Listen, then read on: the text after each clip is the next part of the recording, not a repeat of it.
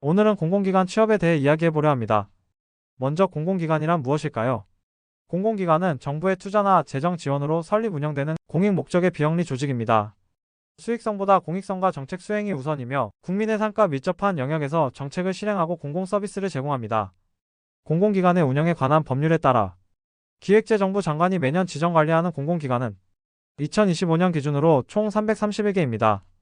공기업 31곳, 준정부기관 57곳, 기타 공공기관 243곳이죠.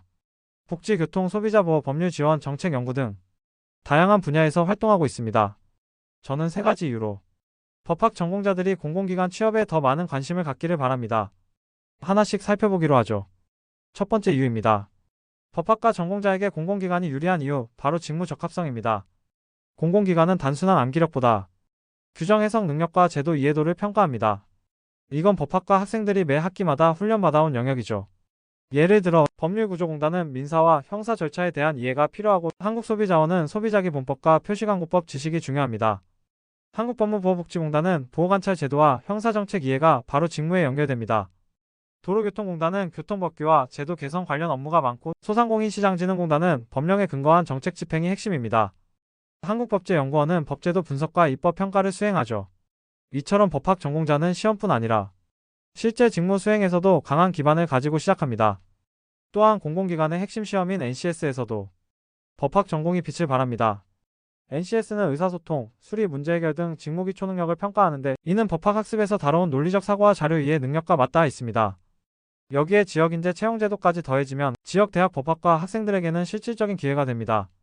특히 혁신도시 이전 공공기관에는 지역인재 채용 목표제가 적용되어 통상 30% 이상의 지역인재를 채용하도록 권장하고 있습니다. 정리하자면 법학 전공은 공공기관 채용에서 시험과 실무 모두에서 유리한 포지션을 가집니다.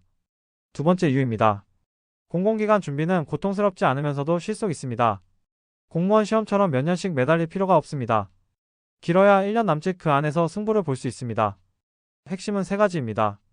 영어 점수, 자격증, 그리고 NCS 기반 사고력. 이 세 가지는 다른 진로에도 두루 쓸 수 있는 자산이 됩니다. 특히 NCS는 LET나 PSAT처럼 논리 자료 이해 중심의 평가 철학을 공유하고 있습니다.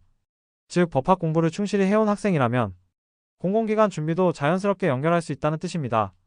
또 하나 중요한 건 인턴 경험입니다. 반드시 필요하진 않지만 자기소개서와 면접에서 큰 힘이 되고 실제 업무 적응력에도 도움이 됩니다. 무엇보다 월급을 받으며 사회 경험을 시작할 수 있다는 점에서 공무원 시험보다 훨씬 현실적이고 즐거운 선택이 될 수 있습니다. 예전에 한 학생이 있었습니다. 법원직 공무원 시험에 여러 번 도전했지만 결과가 좋지 않았죠. 지치고 위축된 상태에서 제가 이렇게 말했습니다.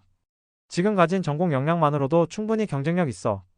그 학생은 한국소비자원에 도전했고 결국 당당히 합격했습니다. 그 학생이 취업 스터디를 하며 점점 밝아지는 모습을 보며 깨달았습니다. 공무원 시험보다 훨씬 인간적인 과정이구나. 정리하자면 공공기관 준비는 과정이 덜 고통스럽고 남는 게 많습니다.